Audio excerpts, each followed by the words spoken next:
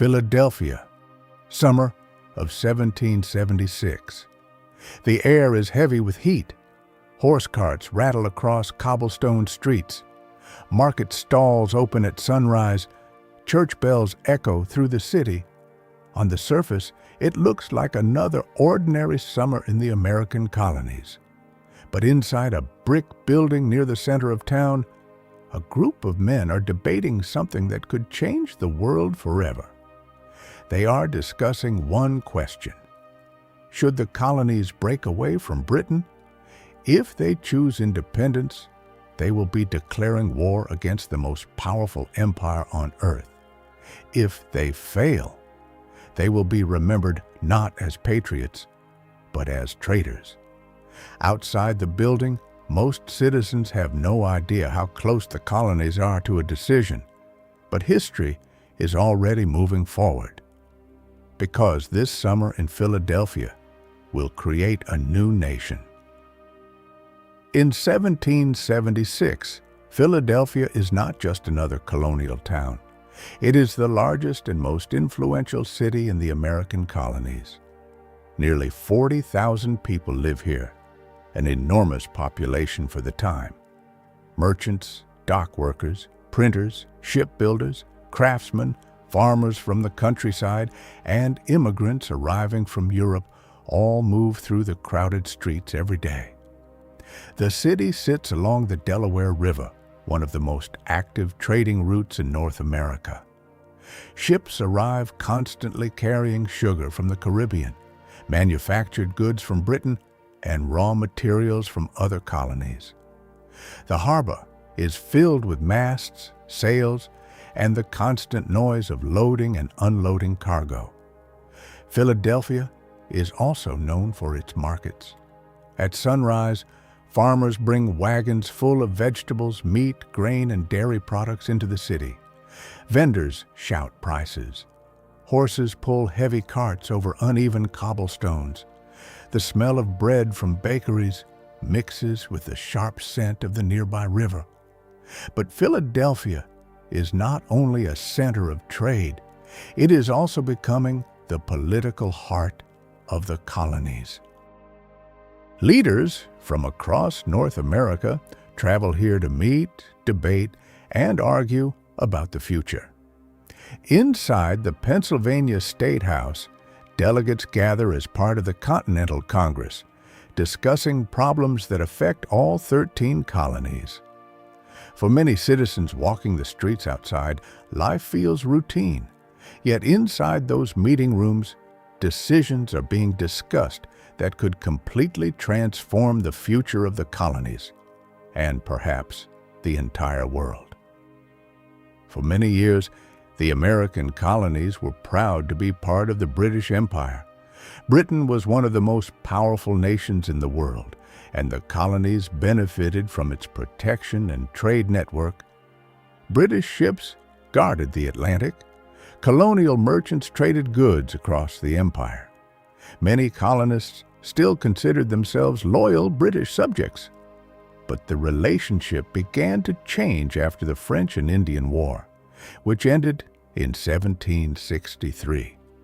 Britain had won the war, but victory came with a heavy cost. The British government was left with enormous debt. To help pay that debt, Parliament decided the colonies should contribute more money. New taxes were introduced. First came the Stamp Act, requiring printed materials, newspapers, legal documents, even playing cards, to carry an official stamp purchased from the British government. Then came the Townshend Acts, placing taxes on imported goods like glass, paper, and tea. Later, the Tea Act gave the British East India Company special privileges in colonial markets. To officials in London, these taxes seemed reasonable, but many colonists saw something very different. They believed they were being taxed without representation in Parliament, and that idea quickly spread through the colonies. Merchants organized boycotts. Crowds gathered in town squares. Political pamphlets circulated through cities like Philadelphia, Boston, and New York. What had once been small political disagreements were slowly turning into something much more dangerous: distrust.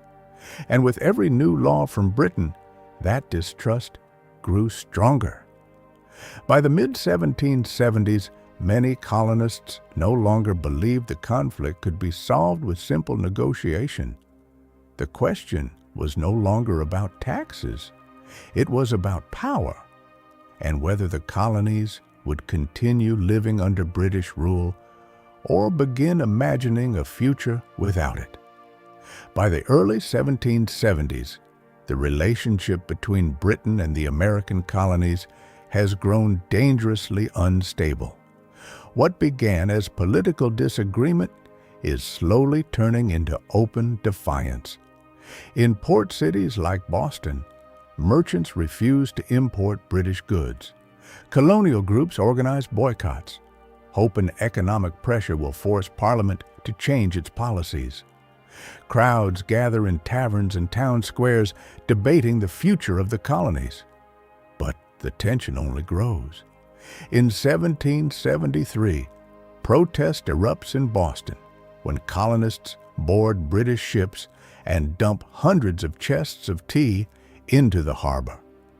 The event becomes known as the Boston Tea Party, and it sends a shockwave through the British government. London responds harshly.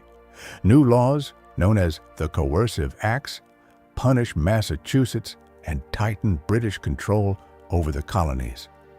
To many colonists, this feels less like governance and more like occupation.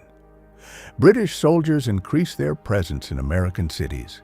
Military patrols appear in places where only merchants and farmers once walked.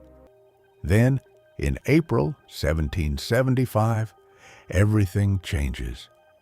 At Lexington and Concord, colonial militia confront British troops. Shots are fired. The first blood of the American Revolution is spilled.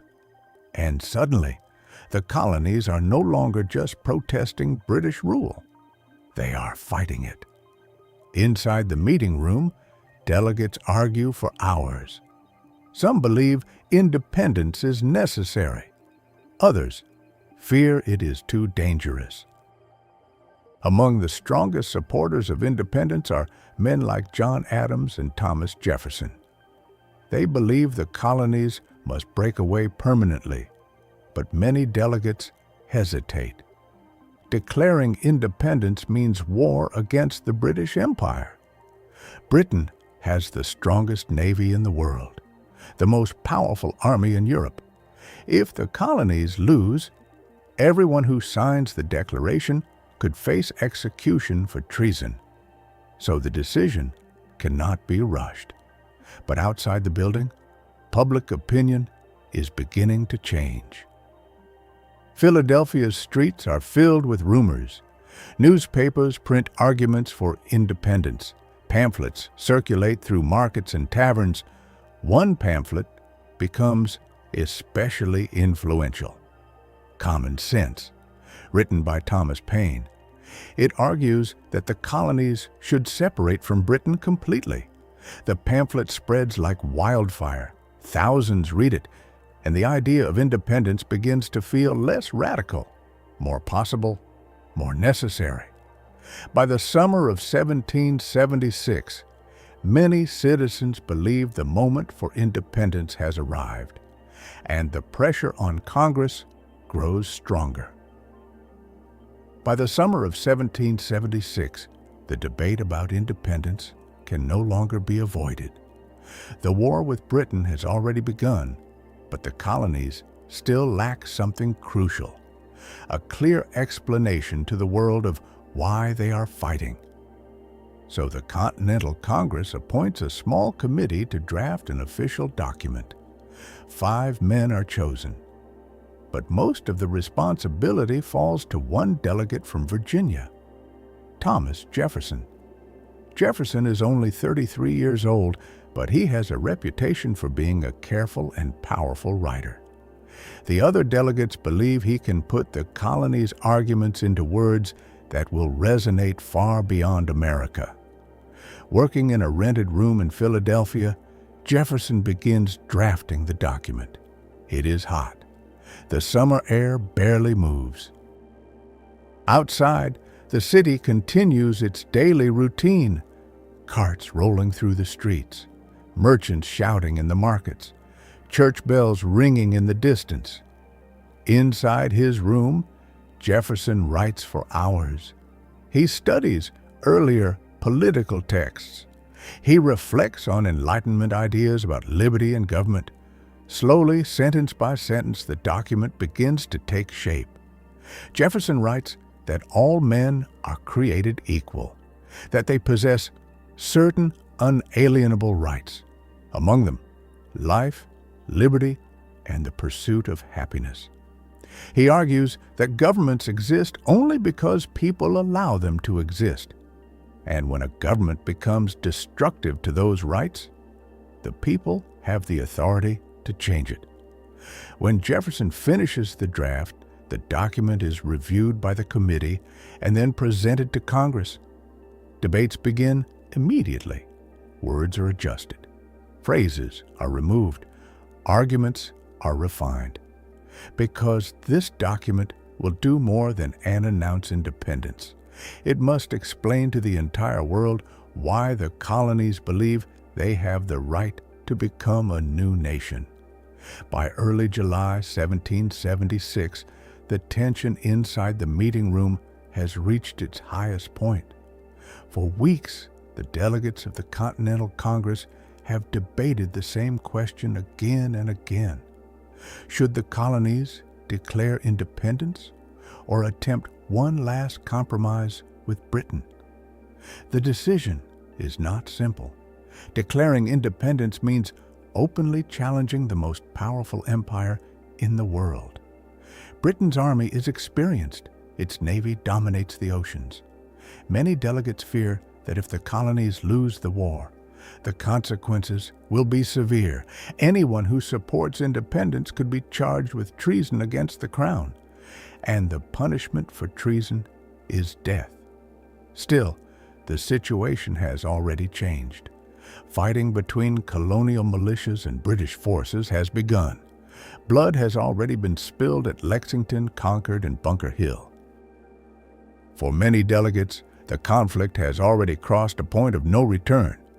On July 2, 1776, the Congress finally holds the vote. One by one, the colonies declare their position. The room grows silent as the final votes are counted. The result is clear. The colonies will break away from Britain.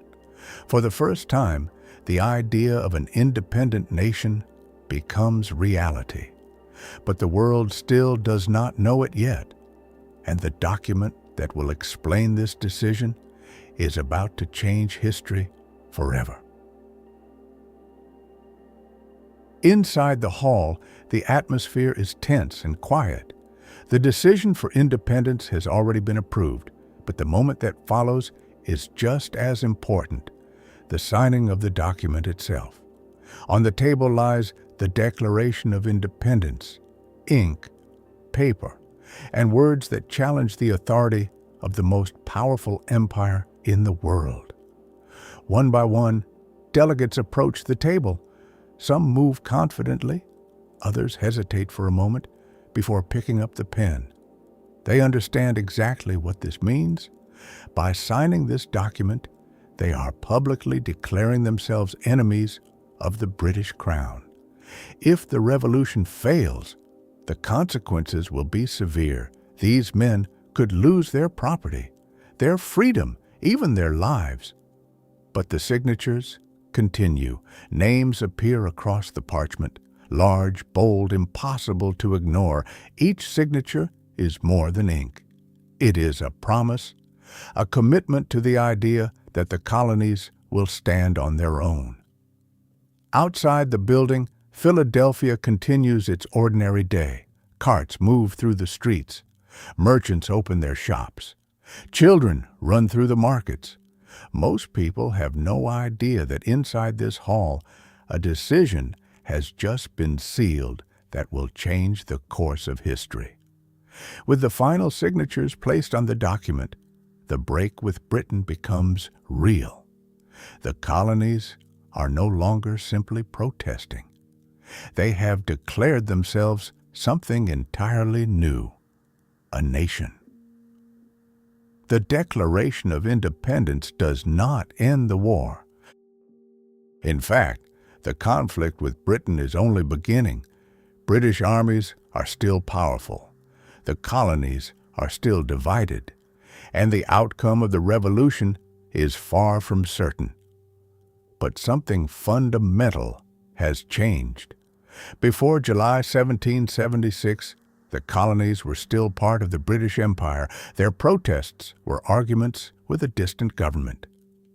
After the Declaration, everything is different. Now the colonies are no longer asking for rights. They are claiming to be a new nation, the United States of America. This moment transforms a rebellion into a revolution. Soldiers fighting in the Continental Army are no longer defending colonies. They are defending a country that has just declared its existence to the world. News of the Declaration spread slowly across the colonies. Printed copies travel by horseback from town to town. In city squares and village greens, the words are read aloud to crowds. Some cheer with excitement. Others listen quietly, understanding the risk. Because declaring independence does not guarantee freedom. It guarantees a long and dangerous war. Yet in Philadelphia, during that hot summer of 1776, a new idea has already taken root. The belief that a nation could be built on the principle that governments derive their power from the people. And once that idea is spoken out loud, history cannot easily turn back. What you've just seen is a reconstruction of Philadelphia during the summer of 1776. The streets, the atmosphere, the political tension inside the city, all recreated through AI reconstruction technology to visualize one of the most important moments in history. If you want to explore more moments like this, ancient cities, revolutions, and forgotten worlds, subscribe for the next journey into history. Because sometimes the decisions made inside one small room can change the entire world.